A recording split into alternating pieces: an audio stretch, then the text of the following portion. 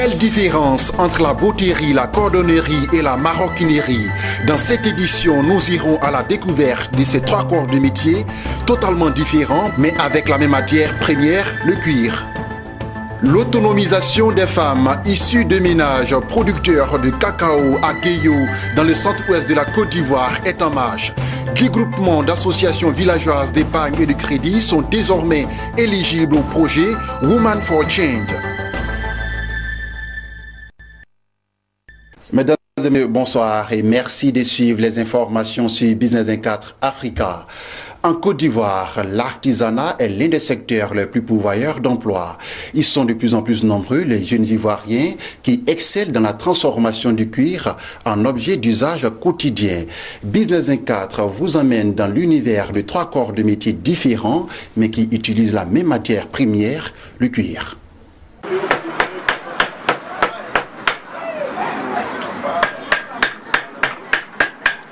Des chaussures, des sacs, des ceintures, tous fabriqués à la main en Côte d'Ivoire. Ces dernières années, ces ateliers de transformation du cuir en des objets d'usage quotidien se sont multipliés à travers le pays.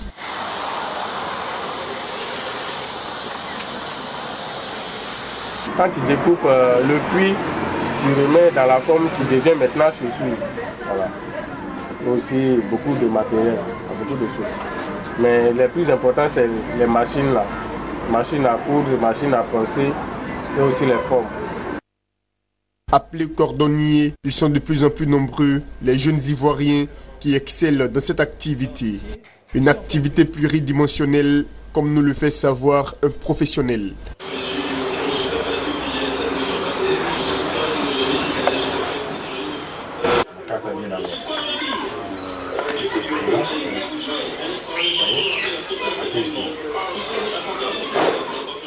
Le bottier, c'est le fabricant de chaussures.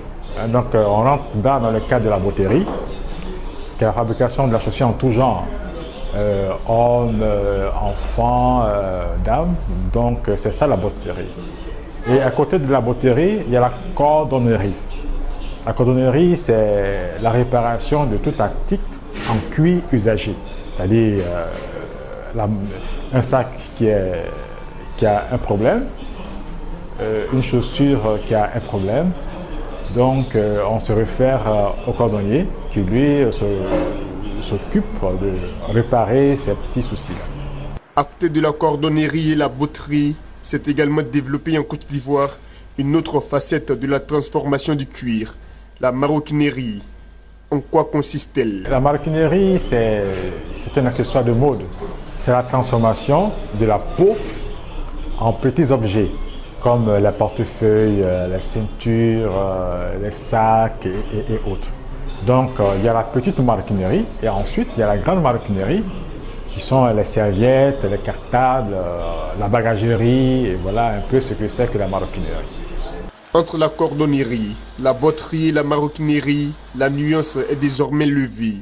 Des métiers bien différents que peut cependant exercer un seul et même artisan.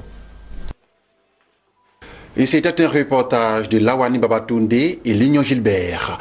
À Guéyo, dans le centre-ouest de la Côte d'Ivoire, des groupements d'associations villageoises d'épargne et de crédit sont désormais éligibles au projet Women for Change. L'objectif de ce projet est d'accroître l'autonomisation des femmes issues des ménages de producteurs de cacao. Le compte-rendu de Kone Mamadou dans un commentaire de Jérémy Aouré. Au départ, le projet Women for Change enregistrait 70 groupements fonctionnels répartis dans 14 localités du département de Guéyo. Après une phase de formation et de sélection, les 10 meilleurs groupements ont été retenus, des groupements d'associations villageoises d'épargne et de crédit. L'objectif est d'accroître l'autonomisation des femmes issues de ménages de producteurs de cacao. Pour Gadou Léopoldine, chef du projet Women for Change, les femmes bénéficieront de financements pour agrandir ou renforcer leurs activités génératrices de revenus. Depuis 2015, Kay a obtenu un financement de la part de Max pour exécuter ce projet. Nous faisons le lancement du financement des 10 projets sélectionnés. Il s'agit de certains groupements qui ont mis en place des plans d'affaires à l'issue d'une formation sur l'entrepreneuriat. Et aujourd'hui, des femmes analphabètes ont pu aujourd'hui donner des idées de projets.